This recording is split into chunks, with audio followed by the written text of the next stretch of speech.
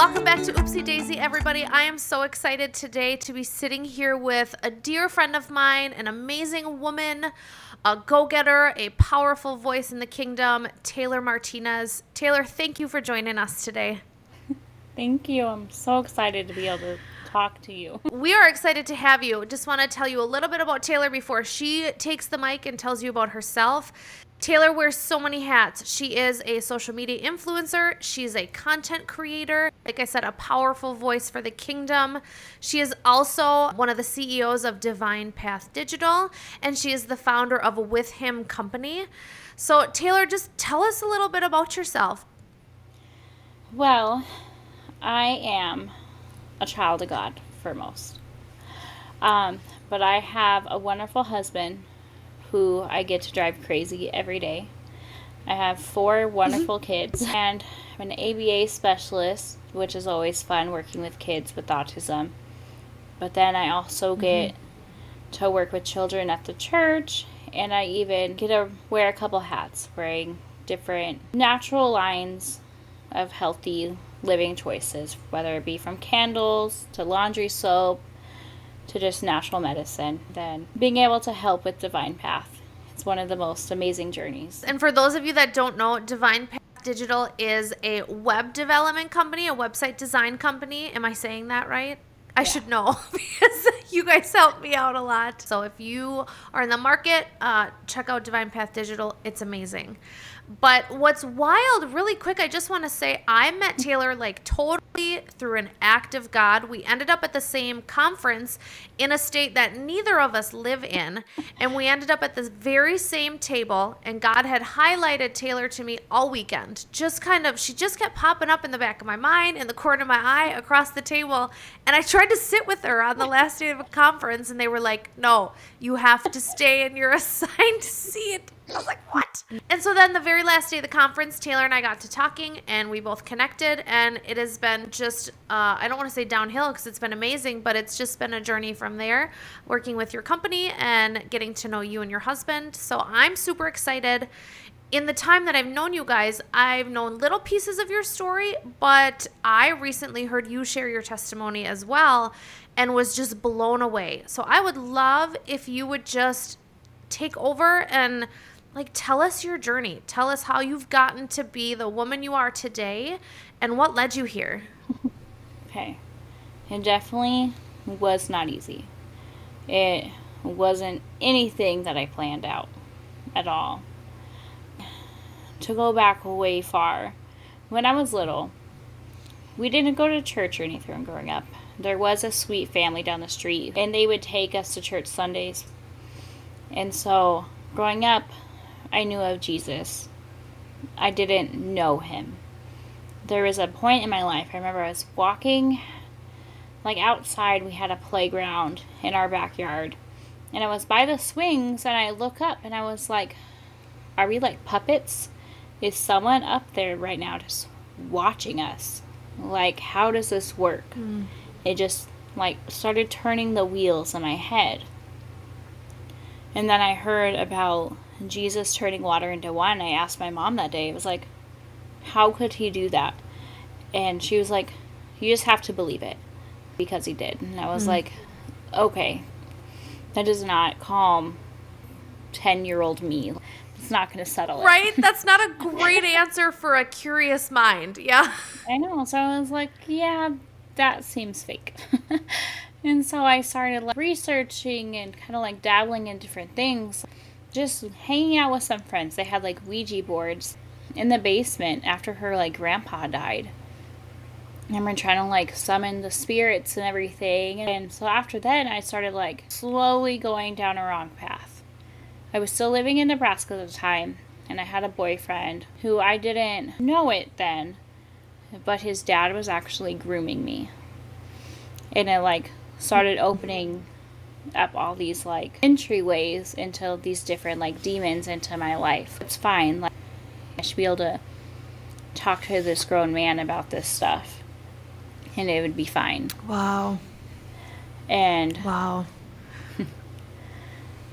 It was just a crazy thought, because I thought, oh, that's cool, even grown men want you. Well, yeah, I'm assuming at that age too, like growing up, it feels flattering. We're Yeah. all looking for some self-worth and some confidence. I even received pictures, and I didn't realize how wrong that is. I just thought it was whatever, just crazy as a mom. You're like, that is disgusting. I want to do so much right now. But Yes. Yeah. my dad was one of the managers for HP, and they relocated to 3 places in the United States. And my dad chose Austin. And he's like, okay, well, we're going to go. And I was very upset. I did not want to leave. And we moved to Taylor, Texas, a super small town outside of Austin. And that's where it all went downhill. I did meet my best friend there the first day. And she yelled in the cafeteria, like, we have a drinker, because I was just trying to impress her, just saying, yeah, sure, whatever, I drink. And I did. I took, shots of my dad's Crown, that he had in his freezer downstairs. So at 14, I started going down the wrong path. I made friends in the friend group. And they started smoking weed around me, but I never wanted to do weed. But they started doing, popping pills like ecstasy and, doing PCP. And I was like, that's fine. I can do that. And I just started doing that like that. Like no other. So interesting. I'm not going to do weed, which a lot of people are like, that's the gateway drug. That'll get you into it. But you're like, I'll do these. This feels fine to me. Yeah. Sure, whatever went on in my head. I don't understand it. But we were doing maybe 6 to 12 pills in a night sometimes. And it was just ridiculous. And there was this time that we were doing so much, and I just remember I got mad at my dad for some stupid teenage reason that you can't recall now. And I was like, well, I'm going to go hang out with my friends. And I left a note because I snuck out, and I was like, oh, I'm actually at the school already working with the teacher on some project that's due. And I did not think this through. My dad wakes up at 5 a.m. No kid or teacher would be at the school at 5 a.m. But little did I know, or that my parents knew, that I was going to be at the hotel room with 2 guys my friend met at the Taco Bell drive-thru. 2 older men, 35 and up or something, when we were just 14 or 15. And they gave us a bunch of other pills and stuff and drinking, and I took so much and my friends just left. Both of them left me. And I got abused by 2 guys that night. People I don't even know who their names were. And I woke up from this really deep sleep, and I had so many texts and calls.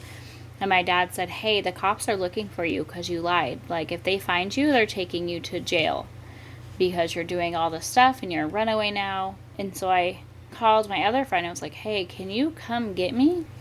And then my friend that left me came over to check on me. And my dad was like, was she safe? Was she okay? And my friend was like, yeah, she was fine. I knew the guys. They're good people. And so I just sat with that internal trauma that I couldn't tell anybody now. And so I just went from there, and I was like, okay, it's okay to be abused. I began diving into deeper, and I started doing meth. Was there a point of this at all when you were like, oh my gosh, I think I'm going down a really bad path? Did you know it and not care? Or was it just you were so in it that you couldn't even see it? I think I was just so in it I couldn't see it. Because I was just so angry all the time.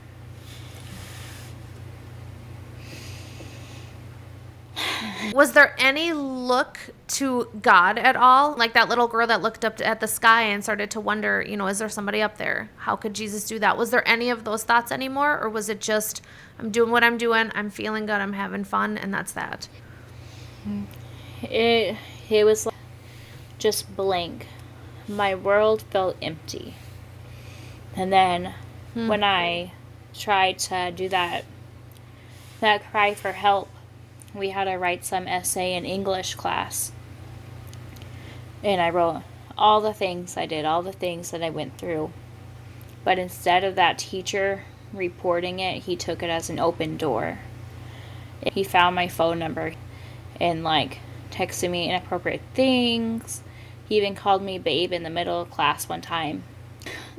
But I was like, all right, this is how it's supposed to be.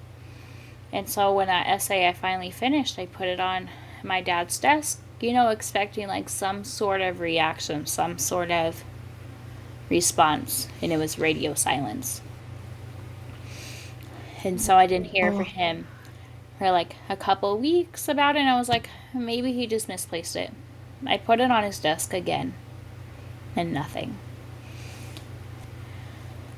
That moment set me down. Well, yeah. I mean, you're crying out for help, and you are looking for somebody, a responsible adult, to come step in and help you. And so, what were you feeling about that? Was that an anger thing? Was that just rock bottom, emotionally sad and depressed? What was that like? I think it started my depression. There was just a lot of hurt that I was feeling. Because you want to feel loved. And so at that point, I was going to find love any way I could.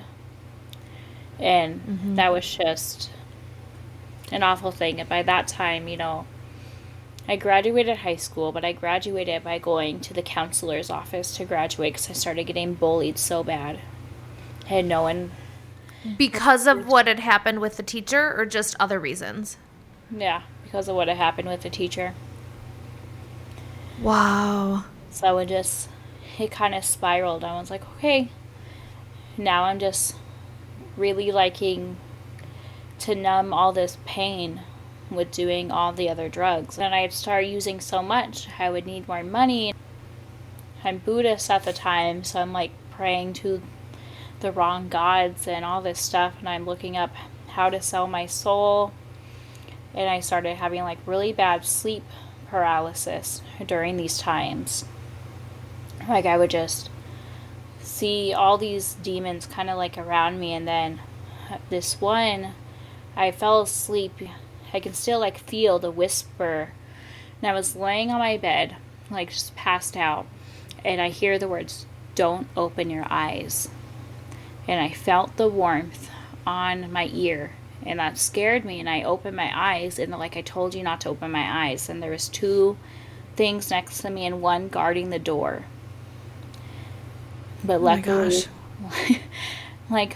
whatever it was went away after I saw them. So the sleep paralysis just started getting kind of worse, so I started using even more and spending hundreds of dollars every week just to keep it going.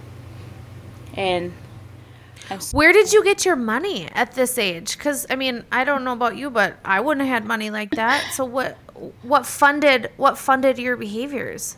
So I used my college tuition money for thousands of dollars just down the drain.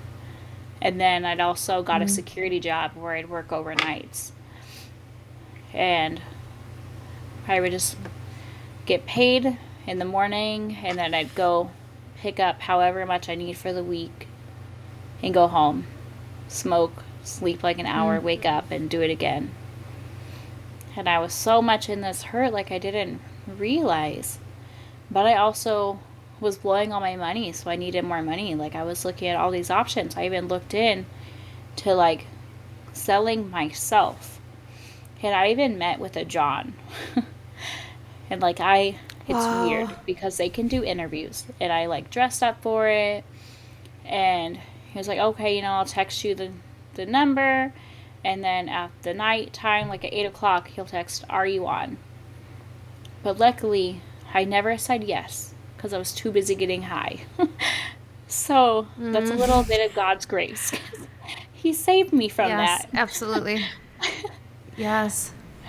And it's just crazy. And you see all these times where I could have died, just using. I shot up one time and I took too big of a dose and everything started going in and out. And I couldn't focus anymore. I just kept coughing and I was struggling to breathe. And everybody, and like including the dealer, stopped what they're doing and just like stared at me and like, don't close your eyes. Like, you got to get through this. And they're all helping me, like, but no one's, like calling an ambulance or anything. We like went to Walmart after so we can get me some like water or something.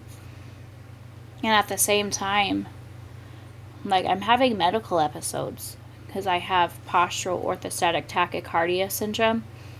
And so I'm like having super high heartbeats, I'm sick, I'm nauseous, I'm fainting, kind of thing. And regardless, in just my other life, when I'm not doing these things, and that's actually how my parents found out. My mom had no idea what meth was.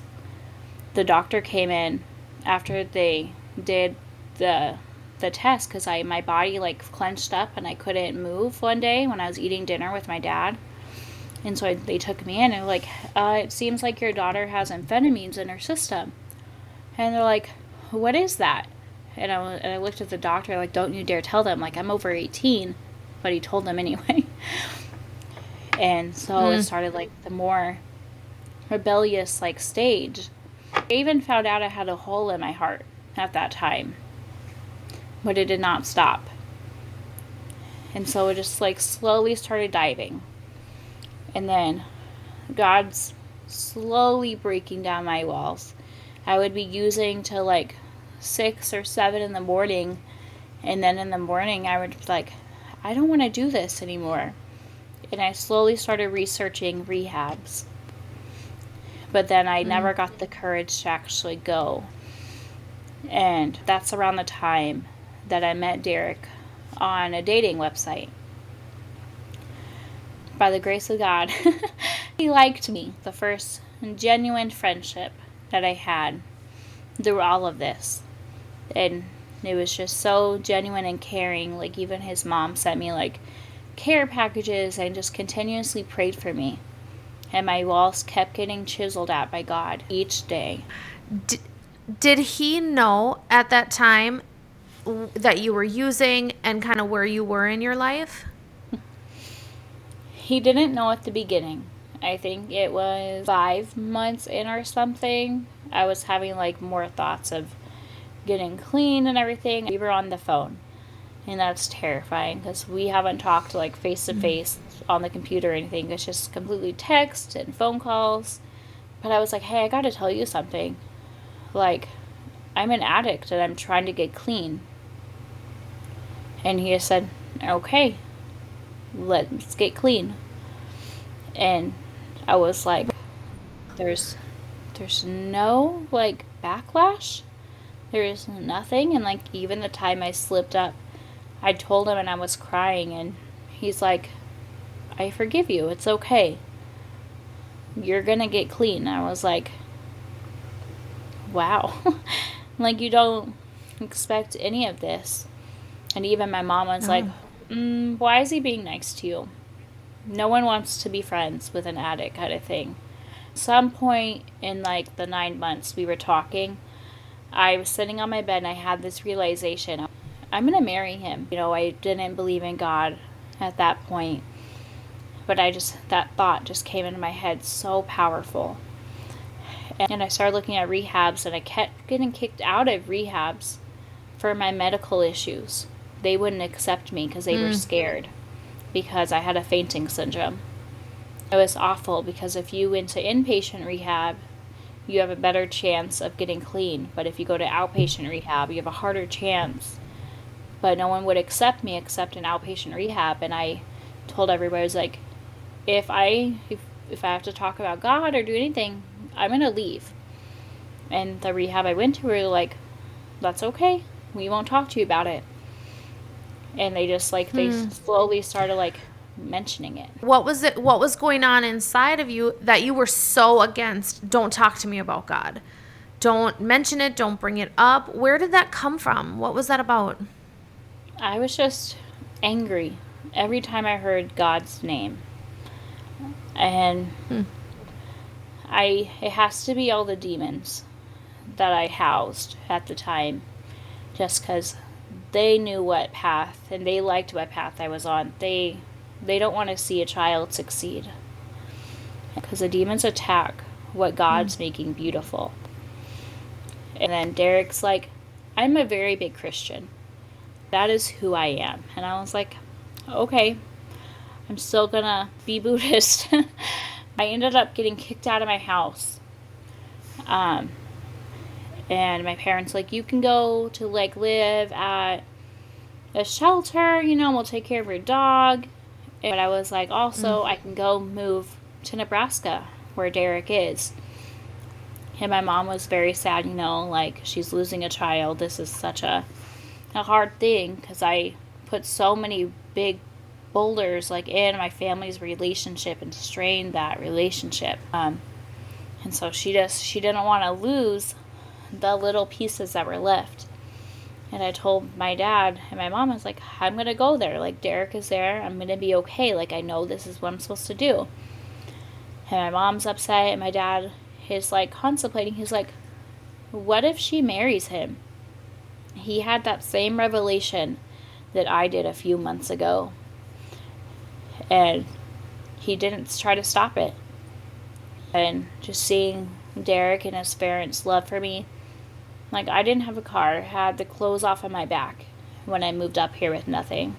His parents gave me a car, just to help me out. Wow. A few months later, we got married, and we found out we were pregnant. And I was still having like some sleep paralysis, and one of my dreams was like the devil person off of Powerpuff Girls, a lobster woman type scary looking thing. And it's like, oh, your firstborn child is mine. And that was like really a wake up thing. And I was like, okay, I don't know how to pray. So I started off small. I started singing the Now I Lay Me Down to Sleep prayer every night. And I thought, yes, that would be good. And it slowly started like building up. And then Derek's faith started like building up again, because he's always been Christian. He's always been good. But we all can slip and be a little lukewarm in our lives. And in 2020, I was really sick. I know it was quite the year for everybody, but they said I had lymphoma. And so we really just like gave everything to him. We're like, we don't know what's going to happen, but here it is. Like, we laid everything at his feet. And after surrendering it all, we went in for my scans to like pinpoint where to start the cancer treatment. All the cancer is gone. All my blood work came back fine. And they saw like 2 cysts. And I was like, these aren't cysts. Something in me is telling this is not a cyst. So I took pregnancy tests, and I was pregnant. And then we went to the doctor during COVID, and we found out it was twins. And it was the most surreal experience, like hearing it's twins. I laughed nervously for a week. Maybe 2, probably. But Derek and I, we gave our lives like wholeheartedly to Jesus, and we got to baptize each other that summer. It was the most just amazing thing, just diving in and learning how to like really pray and like, see these things. I was having prayers of how to like do deliverance on my family, on my husband. I was just dreaming I was going to do it and be like speaking to people about it. And he just started like showing me things and opening these things. I was like, wow, this is such a transformation of where I was to where I am now. Like, to have God open my eyes and show me some of the demons that have been following my family and our friends, even in our lives, and just like taking away all my sickness, all my pain, and just truly loving me. Wow. It's the most incredible thing. I am not often speechless. I'm really not. I'm a woman of many words, and I'm just sitting here going, you "Oh my are. gosh." How biblical is that too when, it does say he heals my body, he takes away all my disease. He rescues me from the pit, and he follows the one. He leaves the 99 and he chases down that one. And I just am stunned by the beauty of his goodness and faithfulness to go to you in your mess and really just be like, I picked this one. This one's mine. I'm bringing her back to me. And so what was that like? Give me the span of time when you first met Derek and, you thought you had lymphoma, which is wild, by the way. And then they just, Yeah. it's not lymphoma at all. I mean, what's the span of time there? So I met Derek online in July of 2015. Now we're about to go on 8 years of marriage, I think, but 9 years together. Right? And so, knowing all you've walked through and all you've walked away from and left behind, they say too, once an addict, always an addict. I'm in recovery for the rest of my life. Do you still experience temptation at all to go back to what used to be, or is that gone for you? It's mainly gone. I'll have like those dreams of like using some, but I'm like, why is this in my pocket right now? And I like try to dispose of it like without anybody knowing because I don't want it. Like I'm like declining it, and that's what you're supposed to do in your dreams. Like if someone hands you something in your dream, you're never supposed to accept it because you're actually accepting like a contract with a demon most times. They're just trying to trick you into your life. And so I'm just like, oh no, like I'm pushing this out. Like I don't want any part of it. And there was one part like when I was just having cravings so bad. I was on a medication that made me start to like have cravings. So I got down on my knees and I was like, Jesus, stop it. Like help me. And everything stopped. It was like a peace. I don't even know how to explain it. Like my mind was quiet for once and all the noise was gone. And I was just, Wow. It hasn't really came back like that since. Knowing what you've been saved from and pulled out from, I see why you're on fire and your life matters so deeply to share with other people and your message on social media. And I just want to thank you for your bravery. There's a lot of real dark parts of your story, and I think a lot of people would shy away from telling that. How are you okay with it? Are you just okay with having your life out there because that's who you are? Or is this something that the Lord enables you to do? I mean, because there are people that I'm sure hear this and then watch you walk down the street and go, oh my gosh, that's that one girl. Yeah, I'm sure there's lots of people that think that. Right. It's so embarrassing, first and foremost. Saying all this stuff. You're probably the second person I told about like the whole like having a John thing. So it's like it's so embarrassing, but you're like, this can help someone else's thing because no one's life is that far gone to be saved. Yes. If I can reach one person with this testimony, that would be fine because I saved the one. Yeah, I love that. So having all the experience in your back pocket that you have, and no drugs in your dreams in back pockets either, we know, but all your life and your wisdom and experience, what is one thing that God has really taught you that is so deep in your soul that you desperately think other people need to know, or a lesson that you've learned that could really set some listeners free? So when you said that, just the words, you have a purpose, was so loud in my head. And that's what God wants everybody to know. Even if your purpose right now is not having kids, or if they're like going out and helping people like cross the street, or just going to talk to someone, no matter what it is. Like, your life has a purpose. Even if we don't know what it is, God is leading you the right way. And we just have to trust it. Amen, sister. Amen. So powerful, so good.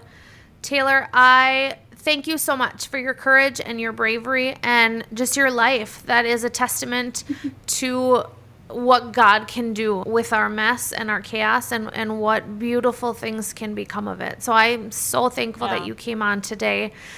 Tell us more. Where can we find you? Where can we see your face on socials? What can we look at to find some of your stuff? Give us all the details about that. I'm on YouTube as Taylor Martinez. A lot of my socials, I think, are that as well. Just Taylor Martinez. But then With Him Co. is making all the natural household items.